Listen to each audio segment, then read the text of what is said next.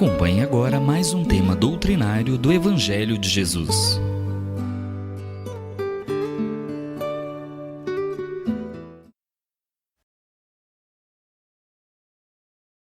Meus queridos irmãos, queridos amigos, frequentadores do Grupo Espírita Fraternidade Irmão Anaceto, é com muita alegria que hoje aqui nos encontramos para podermos estudar juntos o Evangelho de Jesus e estudar à luz da doutrina espírita.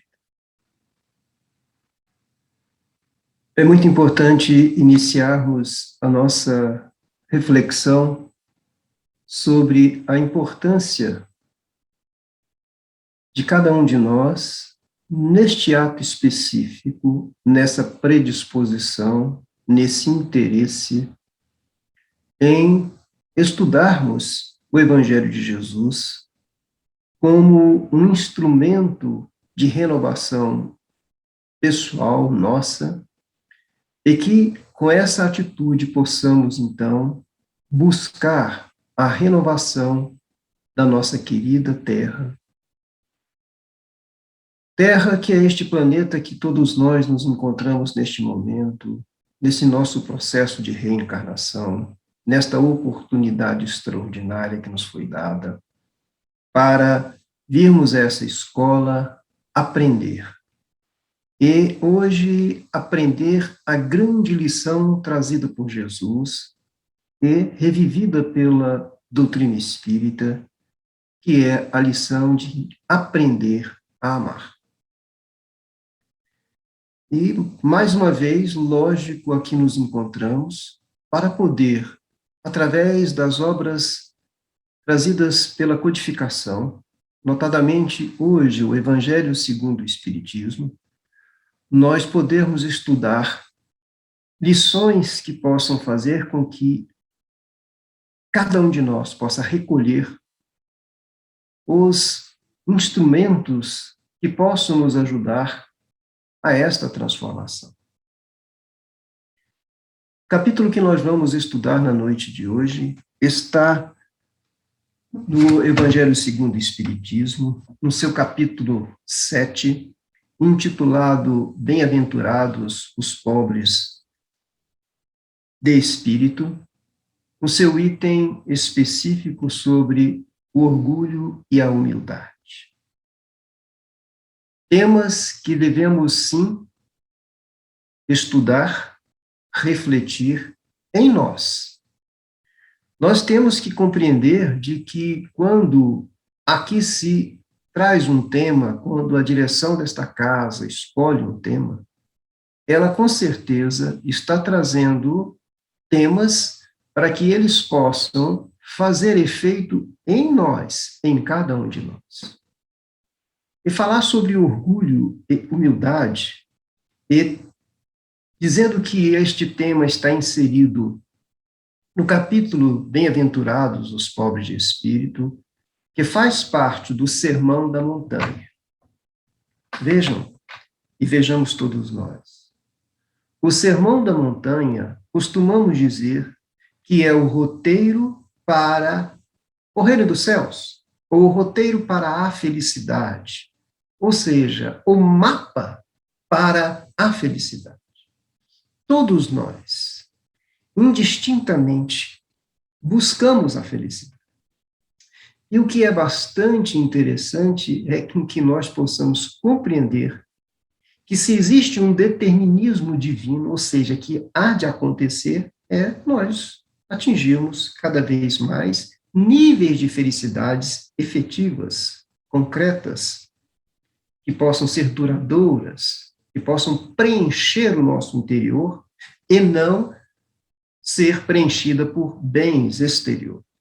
Então, nós fomos criados por Deus para sermos felizes. Outro ponto muito importante é compreender a nossa essência. Pois nós mesmos já tivemos conhecimento, já escutamos esta assertiva dizendo: vós sois Deus, podereis realizar coisas muito superiores a essas que eu realizo, já nos dizia o mestre. Portanto, nós somos irmãos de Jesus. Nós somos filhos de Deus. Temos dentro de nós uma potencialidade extraordinária para a nossa evolução, para o nosso crescimento, mas, logicamente, obedecendo às leis naturais que devemos seguir. A primeira coisa que cabe-nos neste momento é nos situarmos em que nível podemos nos encontrar nessa escada evolutiva. Não é difícil, pois, ao estudarmos um pouquinho a doutrina espírita, um pouquinho as informações do mundo dos espíritos, quando eles conceituam este planeta, certo? E caracterizam a Terra como um mundo de expiações e de provas. Ou seja, um mundo que está muito mais próximo ao seu início, no seu processo evolutivo, do que, certo, em sua condição de topo de escada. Haja visto que não existe o topo de escada, porque nós temos a lei de progresso progredindo sempre. Mas, quando nós observamos acontecimentos do dia a dia, nós ainda vamos ver que ainda temos muito para crescer em nossa jornada evolutiva. Não temos a menor dúvida em relação a isso. E por isso aqui estamos, aqui nos encontramos, certo? Nessa escola, essa escola que nos dá as matérias necessárias para que nós possamos, então, crescer. E dentro da codificação, no Livro dos Espíritos, na pergunta número 800, desculpe, na pergunta 785 do Livro dos Espíritos, nós vamos ter uma pergunta feita por Kardec aos espíritos, perguntando: quais são os maiores entraves para o progresso humano e o progresso moral? Quando a gente fala em progresso, logicamente é um progresso também individual. Quais os maiores entraves para a nossa felicidade real? Para que nós possamos ser efetivamente mais felizes, temos que progredir moralmente. Os progressos no campo científico, no campo do conhecimento, são notáveis, extraordinários, mas eles não são absolutamente suficientes para que nós possamos, com eles, sermos felizes. É necessário crescermos a outra asa, né? Somos pássaros que temos que ter um voo equilibrado. Se a asa do conhecimento já cresceu muito, se tornou muito forte, ainda está muito débil a asa do progresso moral. E então, diante dessas perguntas, né, ou dessa pergunta que foi feita, quais os maiores entraves para o progresso moral, o que é que os espíritos nos responderam? O egoísmo. Mas só que ele complementa, e chama o egoísmo de filho de orgulho. E diz, então, que esta é a causa das misérias, de todas as misérias na Terra, de todas as misérias individuais. Chama-se, em certo momento no Evangelho, que o egoísmo, filho do orgulho, se falamos do orgulho, temos que falar de todos os seus filhos, né, de todos os seus primogênitos, e aí nós vamos encontrar a vaidade, a cobiça, a inveja, o ciúme, certo? Todos eles são filhos do egoísmo. E para isso, então, para que nós possamos combater inveja, ciúme, vaidade, egoísmo, ambição, tudo isso, nós temos que ir na origem, no gerador de tudo isso, que é o orgulho, para que nós possamos ser felizes. É engraçado que, muitas vezes, em encontro com pessoas que vão aos centros religiosos, ou diante de palestras, de informações, de abordagens, sejam de padres, pastores, quando oradores, explanadores, quando nós, e aqui eu neste caso, estamos expondo notadamente as virtudes, né? Porque se fala muito de amor, se fala muito de perdão, se fala muito de compreensão, de paciência. E aí, hoje estamos, então, aqui ao contrário, falando do orgulho. E a gente sempre diz, olha, nós gostamos muito de uma estratégia para atingir o objetivo de alcançar virtudes. Ah, mas é tão difícil atingir a plenitude do amor, da paciência, do perdão, de tudo isso, o que nós então falamos? Olha, para que você possa alcançar essa virtude, é necessário que você trabalhe o contraditório, o contrário dentro de você, porque ele está presente, e se você já o reconhece e vê ele estabelecido, o que chamamos de imperfeições morais, estabelecido dentro do seu interior, é ali, então, que você tem que trabalhar. Então, se hoje estamos aqui no objetivo da humildade, o que é que a gente tem que eliminar em nós? Se o contraditório da humildade, do contrário da humildade, é o orgulho. Então, nós temos que buscar conhecer o que vem a ser o orgulho e iniciar um trabalho de eliminação desse sentimento, dessa imperfeição moral dentro de nós, que, realizada em nós, ajuda, logicamente, como falamos no início, a transformação do mundo, da sociedade, parte pela transformação individual de cada um de nós. Então, orgulho, vamos esquecer as definições derivadas do orgulho, né, e da humildade, que muitas vezes nós achamos que o orgulho é aquele sentimento que poderíamos representar quando a mãe vê o filho passar no vestibular e diz: nossa, eu estou tão orgulhosa de ter visto meu filho por ter passado. Isso é um outro enfoque. O orgulho que nós estamos enfocando aqui é aquele sentimento em que nos toma o nosso interior de acharmos que somos superiores aos outros, em qualquer campo. Vamos ver no campo, por exemplo, da religião. E aí, não é, muitas vezes, estamos falando de um indivíduo, mas estamos falando de um conceito, de quantas mortes, quantas guerras, pois líderes entenderam de que religiões seriam superiores a outras. E nesta ideia de superioridade, a qualquer ameaça de que pudesse ter uma outra religião se manifestando, e sentiria-se então ameaçada, partiram então para a eliminação. Esse é um sentimento.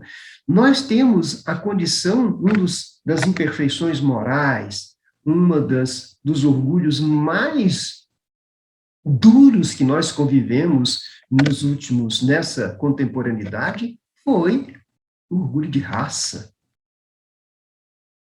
Vejam, hoje, em que nós estamos na semana no Brasil, da reflexão sobre a consciência negra, nos faz refletir sobre a escravidão, sobre quando, então, homens que tinham a sua pele branca, a sua tez branca, se achavam superiores a outros pela cor da pele.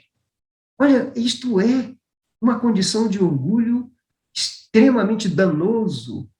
E por isso, então, foram feitos crimes na humanidade pela sua condição, ou seja, as misérias da terra têm a sua origem, o nascedouro no orgulho. Então, os orgulhos da religião, os orgulhos da condição da raça, e são tantas outras em que nós podemos citar, mas quando nós começamos a verificar dentro do próprio campo, do nosso campo íntimo, olha, ao longo dos nossos estudos, ao longo do estudo do Evangelho, nós vamos ver sobre a riqueza, sobre o poder, e nós vamos compreender de que ter riqueza, ter o poder, ter talentos, ter beleza, ter força, são atributos, mas que precisam estar investidos ou travestidos da condição, da roupagem, ou do orgulho ou da humildade. Aquele que detém o poder e é orgulhoso, ele acha de que ele é o mais poderoso de todos, e de que todos têm que se submeter a ele, se vê superior em tudo. O empresário ou o líder empresarial que se acha superior, e olha, Então acha que todos aqueles seus subalternos são inferiores a ele. E essa é uma cegueira absoluta. Isso é uma visão equivocada, totalmente. Este administrador, no momento em que ele, ao contrário, muda o seu ponto de vista, a sua visão, a visão cristã, que é a visão do administrador que tem a condição da humildade, ele vai verificar que ele é um administrador, que ele ali está para administrar. Lhe foi dado este talento para que ele possa gerir e proporcionar a toda aquela comunidade os benefícios que lhes foram, da responsabilidade que lhe foi dada. Isto, então, é de extrema importância. Portanto, nós temos que entender que o orgulho precisa ser destruído em nós, em todas as nossas relações. Nós vamos encontrar nossas manifestações de orgulho dentro do nosso lar, quando nós, na autoridade paterna, ou na condição de líder de uma família, achamos de que somos indispensáveis, insuperáveis, que somos os donos da verdade. Sim, o orgulho se acha o dono da verdade. O orgulhoso acha que ele conhece tudo e sabe de tudo, enquanto que, na realidade, aqueles que sabem tudo e são humildes, eles reafirmam de que sei que nada sei. Assim vamos encontrar diversos representantes dessa condição de pessoas que têm o autoconhecimento, mas sabem que este conhecimento é também uma dádiva que foi lhes dada, para que eles possam administrar esse conhecimento em benefício do todo. Por isso que Jesus, nos seus ensinamentos, direcionando para o foco da nossa felicidade, diz: quem quiser ser o maior no reino dos céus, seja servidor de todos. Então, ser servidor é justamente através de tudo aquilo que nós possamos receber, através da nossa vida, em qualquer condição que estejamos, sejamos servidor de todos. Se no campo do poder nós temos que ser humildes, no campo dos liderados, daqueles que estão subordinados, também tem que entender o que vem a ser um subordinado orgulhoso e um subordinado humilde. E ser humilde neste campo da subordinação não é ser menor, é reconhecer o seu posicionamento, é reconhecer, portanto, de que ele trabalha para um todo. Isso me faz lembrar uma condição muito simples de entendimento, para que nós possamos compreender de que o que é importante dentro do nosso dia a dia, da escola em que nós estamos, é reconhecer de que todos nós somos importantes. Ao adentrar uma obra em que se fazia e construía-se um prédio, então, este que ali vinha para poder perceber o sentimento de que cada um ali estivesse, saiu a perguntar às pessoas. E, ao encontrar, então, o engenheiro da obra, perguntou a ele: o que o senhor faz aqui? Ah, eu sou o administrador. Eu sou o que sabe os cálculos, que calcula os cálculos estruturais. Eu sou aquele que faz com que não haja nenhum problema ou seja, este prédio depende dos meus conhecimentos. Então ele dizia: eu sou o responsável pelos cálculos estruturais. Encontrou mais alguém? Encontrou um senhor que ali agora colocava azulejos numa parede. O que o senhor faz aqui? Ah, eu sou um responsável, um especialista em acabamento. Ninguém faz um acabamento como eu. Veja só as minhas paredes. Olha que perfeição de aqui, ali está. Mais adiante, ele encontra, então, um outro que ali está a fazer um traço de massa, misturando areia Água é cimento para que o pedreiro possa trabalhar, para que o especialista em acabamento possa colocar os seus azulejos, e ao ser perguntado a ele, o que o senhor faz aqui? Eu construo, eu ajudo a construir prédios. Eu ajudo, eu participo, eu faço parte da construção de prédios. Ele não se focou na sua condição, ele poderia ser um excepcional, um exímio ajudante que estivesse fazendo a melhor massa que ali estivesse. Portanto, assim então nós vamos compreendendo dentro de cada uma das nossas atividades como nós devemos nos portar dentro do campo do orgulho e aquilo, o que isso nos traz como malefício, porque o orgulhoso, ele quer ser sempre superior. E na realidade da vida, essas pessoas estão sendo sempre ameaçados em serem ultrapassados. E isso lhes dá, então, a intranquilidade. Esta foi a razão, então, da falência de tantos grandes conquistadores. Eles queriam conquistar cada vez mais, mais. Ou seja, nunca estão satisfeitos, porque sempre alguém dizia, olha, tem terras a conquistar, tem gente que tem mais terras do que você, tem mais... E assim, eles partiam para a conquista, para poder satisfazer o seu orgulho de serem os maiores. E com isso, nunca tinham paz em si. Porque o orgulhoso não tem. Porque o orgulhoso traz como filhos primogênitos a vaidade. E a vaidade é aquela que faz com que nós possamos estar sempre sofrendo. Não, é possível ser belo e humilde, mas é lógico que é. Pessoas que podem ter a sua feição física, uma beleza extraordinária, no função de quaisquer que elas exercitam, mas ela nunca, aquela que é a mais bela, é aquela que nunca se reconhece a mais bela, mas que também não se diminui, ela tem a sua beleza intrínseca dentro de que aquilo foi um atributo divino, que ali está para poder embelezar o mundo e não para que ela possa embelezar-se a si mesmo, para que ela possa, na condição narcisista, olhar por espelho e dizer, eu sou linda e bela. E aquelas que assim se põem, se vivem sempre ameaçadas, porque estão sempre vendo as deformidades pequeninas que estão começando a acontecer. Portanto, cabe a cada um de nós começar a pensar em como devemos edificar em nós esse sentimento trazido pela essa bem-aventurança, bem-aventurados, os pobres de espírito, porque deles é o reino dos céus. Reino dos céus aqui está. Bem-aventurados felizes. Reino dos céus é o reino íntimo da felicidade, da paz.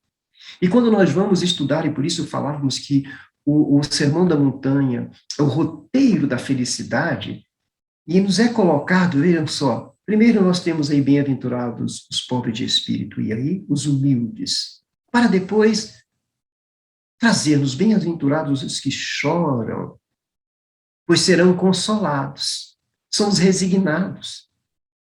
E se nós não tivermos a humildade, como vamos nos resignar? Pois aqueles que não são resignados são os orgulhosos, que não sabem comportar as dores necessárias do mundo. Os puros, os humildes, reconhecem nas dores, reconhecem nos sofrimentos as suas necessidades de crescimento, é lógico, de expiações passadas. É nesta, então, humildade que aqui estamos falando, da compreensão. Mais à frente, bem-aventurados os mansos, os pacíficos. Não é possível ser manso e pacífico se não formos resignados e se não formos humildes.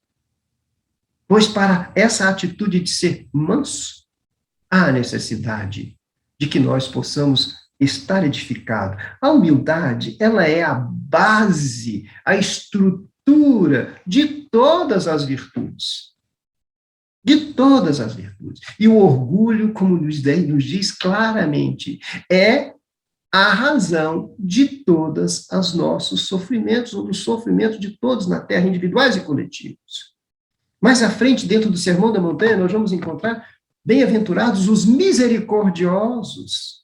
O que vem a ser os misericordiosos são aqueles que têm a caridade com a miséria alheia. Não é a miséria material, é a caridade em reconhecer que existem pessoas que têm as suas necessidades, as suas carências.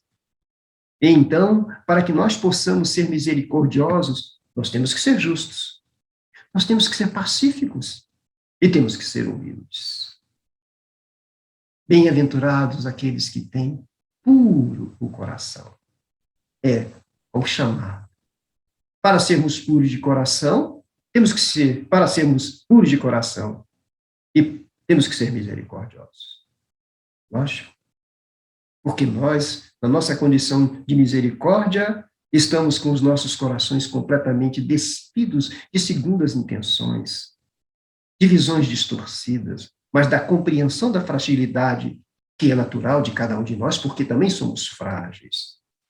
Para que nós possamos, os puros de coração, então, tem que ser misericordiosos, tem que ser justos, tem que ser mansos, tem que ser resignados e tem que ser, então, logicamente, humildes.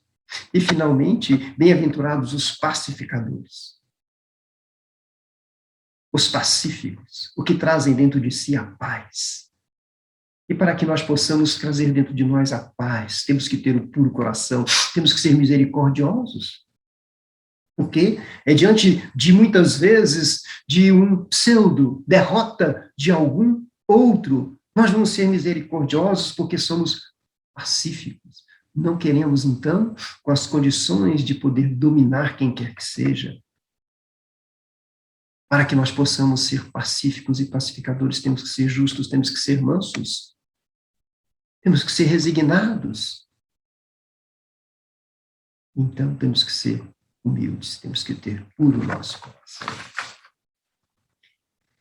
Sabe, a humildade, ela vem do termo humus, terra fértil. E é justamente, não existe nada mais apropriado para nós hoje que temos a condição da palavra humildade, fazermos uma correlação com a terra fértil, com humus. Humus é aquela terra extraordinária. Para que porque a humildade, como falamos, ela é a base da humildade. Portanto, ao Jesus colocar a semente neste humus, nessa terra fértil, nessa terra, então, que vai, ao receber esta semente, reconhecer a condição de se fertilizar.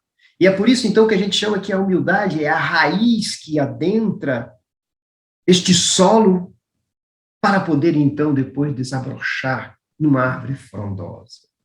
Porque os humildes, eles não são inertes. Os humildes são aqueles que falamos que têm o conhecimento, que são administradores do conhecimento, que têm o poder, que têm a liderança, todos em benefício, reconhecendo que isto lhes foi dado para ser colocado em benefício do próximo, em benefício do coletivo, em benefício de outros, e não como uma situação sua, minha. O humilde nunca fala isto é meu, diferente do orgulhoso, a minha. Não, isto é nosso. Por isso, nós temos que ter muito cuidado. Aqui estamos falando numa reunião espírita em que há a presença dos médiuns. A mediunidade é este atributo que nos foi dado. Sim, que foi dado a cada um desses intermediários do mundo espiritual, dado para ser trabalhado, para que possa ser uma plataforma de serviço ao próximo. Mas quantos médiuns caem? Falem, pois deixaram que a vaidade tomasse conta deles. Deixaram de que a prepotência, a cegueira de achar de que são eles os responsáveis para que os atos mediúnicos possam se fazer. Nós temos exemplo de dezenas que aí se encontram. O que é pior, muitas vezes, que é o orgulhoso, porque ao humilde, haverão as companhias do mundo espiritual que estarão multiplicando e aproveitando a sua condição de humildade receptiva do mundo espiritual para poder, a quem muito foi dado, muito será dado também, para que possa se multiplicar. Aquele que soube administrar os talentos, a eles serão utilizados, e é justamente para isso. Ao contrário, nós, orgulhosos, vamos ter, então, a recepção, a participação, o concurso, a afinidade com a espiritualidade orgulhosa, que vai fomentar a vaidade, que vai nos desviar dos propósitos corretos da nossa missão, da nossa realidade, da função que temos que dar a tudo isso que nós temos. E assim, nós devemos sempre compreender isto. Aos líderes de instituições, como um centro espírita, o centro espírita, ele é, para aquele que é o presidente, presidente. Eu me lembro muito desse termo presidente, me desculpe aqui, citar em uma condição pessoal. Alguns anos atrás, eu, no lugar que moro, no condomínio que moro, eu me candidatei, ou fui ser levado a ser síndico. Só que aqui, neste condomínio, não é síndico, por ser uma associação, chamam de presidente. Olha só. Oh, presidente, eu falei, não. Por favor, não me levem a esta dura prova, a esta dura tentação do doce, do título de presidente. Me chamem de síndico. É muito mais próprio, muito mais apropriado, porque o síndico está aqui para servir. E muitas vezes nós achamos que o presidente, por ser chamado de presidente, ele tem algo de especial. Não, absolutamente. Não podemos, assim, estabelecer esse pensamento. Ainda hoje, quando então aguardava alguém, não estou aqui me eximindo de que seja um orgulhoso, sim. Todos nós estamos no nosso processo de aperfeiçoamento. Ainda hoje, pela manhã, em um telefone, e depois no encontro com um executivo que precisava de assinaturas em uma ata de uma entidade, de uma organização social, ele me chamava, já tinha me chamado pelo telefone de doutor. Depois, na hora de assinar, doutor, eu falei, não me chame de doutor. Não me chame de doutor porque eu não mereço, não sou doutor. E lógico que a humildade não está, muitas vezes, em não reconhecer as suas próprias características. Não, absolutamente. Quando alguém faz uma colocação que está à sua altura, o que nós não podemos é nos envaidecer. O que nós não podemos é ficar apegado a títulos, apegado a nomenclaturas, quantos, ao perderem, não sou mais um deputado, não sou mais um senador. Olha, ser senador, ser político não é pecado, absolutamente.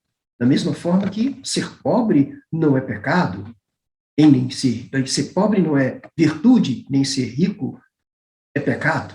Então, os políticos que estão nessa tarefa extraordinária, em que lhes é dado a condição de trabalhar para a coletividade, e é justamente nessa sua condição de humildade, do seu posto, de compreender qual é a tarefa que lhe foi confiada. A humildade é isto, é a base de servir, a base de estar à disposição do serviço. Assim nós temos que pensar. Vamos, então, encerrar trazendo a figura do nosso mestre maior, nas lições de humildade que ele nos trouxe. Primeiro, ele, na sua entrada no mundo da terra, material, a manjedoura. O lugar mais simples. Imagine nascer numa caverna, sem local, sem estrutura, mas ali foi ele, para poder dar a todos nós, já do início da sua jornada aqui conosco, esse exemplo extraordinário de humildade. Quantos de nós, pelo nosso orgulho, Nós não podemos, às vezes, nos relacionar, temos a condição de sequer relacionar com a pessoa que está de condição vestida diferente, pois são pobres, são isso. O que importa? O nosso berço físico, o que importa é o amor com que são recebidos os rebentos aqui. Jesus encerra a sua jornada aqui na Terra nos dando um grande exemplo de humildade. Em que, quando ele, então, na última ceia, ele, junto aos apóstolos, ele coloca uma roupa simples, pega, então, uma bacia, e o que é que Jesus vai fazer? Este é o exemplo claro para todos nós. Jesus vai lavar os pés dos apóstolos.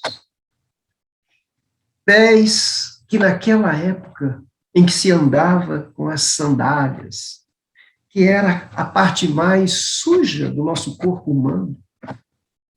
E Jesus vai dar este grande exemplo de humildade, para que fique claramente conosco do que vem a ser a vida aqui na Terra, a vida de servir.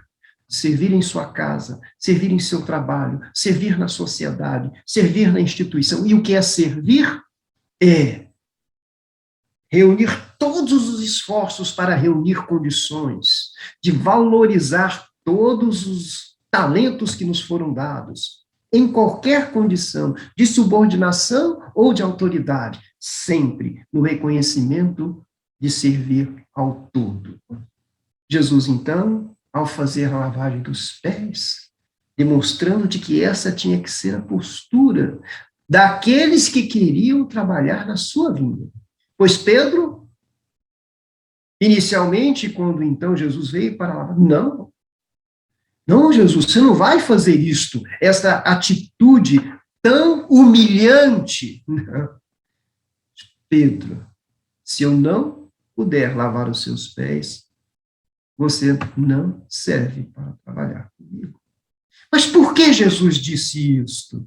Porque se Pedro não ofertava e deixava e reconhecia aquele ato de Jesus, será que Pedro iria lavar os pés dos outros unidos? O lava-pé é justamente isso. É para que esta passagem nunca seja apagada de nós. Sempre que nós tivermos em uma tarefa, em uma atitude, em qualquer lugar, sempre tenhamos esta condição da humildade de servir. E Jesus não desconhecia a sua condição de mestre. Quando chamado ele de mestre, sim, você pode reconhecer as suas potencialidades, as suas qualidades, tudo aquilo que você tem, mas não ache que isto é seu, que você é superior a qualquer um, não. Estes foram os instrumentos, as ferramentas que nos foi dado por Deus. Pois Deus é humildade plena. Vós sois Deus, filhos de Deus. Portanto, então, temos que deixar que a humildade intrínseca em nós preencha cada um de nós. Meus queridos amigos, com toda certeza não consegui aqui, na noite de hoje, transmitir tudo aquilo que este tema merece. Mas que este possa ser um tema que desperte o interesse em cada um de nós, numa autorreflexão. Às vezes nós temos dificuldades de estabelecer em nós aquilo que Sócrates, este sábio, que foi chamado de sábio, e Sócrates, em relação à sabedoria, ele disse, olha, em relação à sabedoria, o maior sábio é aquele que reconhece que ainda tem muito por reconhecer, muito por conhecer. A sabedoria é como uma ilha no meio do oceano. O oceano é todo o conhecimento ainda a ser projetado, em nós. Portanto, cada um de nós nessa condição de autoconhecimento, faça uma autoavaliação. E desculpem, assim, a dureza dessa proposta ou deste propósito. Eu aprendi com um filósofo. Ele diz o seguinte: se você não tem a coragem, a condição de poder fazer uma autoavaliação, uma autoanálise, pergunte aos outros. Portanto, você que é líder de um centro espírita, pergunte aos seus liderados como eles te veem. A você que é patrão, a você que tem a propriedade, a gestão, tenha a coragem de fazer uma avaliação isenta de como é a visão que os seus liderados têm. A você que é pai, pergunte aos seus filhos. A você que é esposo, pergunte à sua esposa. Quem sabe, ela, na sua sinceridade, há de lhe dizer: você é muito orgulhoso. E assim, então, você poderá começar a avaliar. Isto é o que falta nas avaliações dos líderes de diversas entidades, de diversas instituições que nós temos, ou por não terem coragem de fazerem essas avaliações, pois sabem perfeitamente o que são, mas se escondem atrás da falsa impunidade. Lembremos-nos sempre, e desculpe estender. Recentemente nós tivemos duas passagens de desencarne muito marcantes em nossa sociedade. Marília Mendonça e o senhor político, governador, prefeito, Iris Rezende Mendonça. Marília, 26 anos. Enfoco mais em Marília, pois eu a vejo carregando a sua mala, o seu violão, e eu fico imaginando, depois de tudo aquilo que escutamos, qual era o seu propósito maior. Ir cantar, voltar para casa para curtir o seu filho que ela tanto amava, de 2 anos. Também o senador Iris Rezende, governador, prefeito, ele com toda certeza ainda tinha planos, como todos nós que aqui nos encontramos nessa nossa reunião. O que quero trazer é que a nossa encarnação pode ser interrompida aqui na Terra, a qualquer momento, sem aviso prévio. E ela não termina no momento em que nós desencarnarmos. Ela continua no mundo espiritual, onde nós iremos, então, prosseguir encontrando com todas as nossas realizações, aonde lá não teremos como esconder o orgulho, mas, com toda certeza, teremos os frutos de todo o trabalho humilde que aqui vamos e começamos. Essa é a fraternidade do nosso querido irmão Aniceto. E Aniceto, ao receber André Luiz para trabalhar, deixou claro: aqui é lugar de trabalho e não de realizações pessoais. Que Deus nos abençoe, que possamos todos nós nos unirmos neste propósito da nossa renovação, da nossa transformação, buscando a transformação no campo da transformação cristã, para que nós possamos levar esta terra para a sua condição de um outro patamar de solidariedade, fraternidade, e que ela possa ser uma terra em que a humildade seja mais presente em todos nós. Obrigado pela oportunidade de aqui estar na noite de hoje.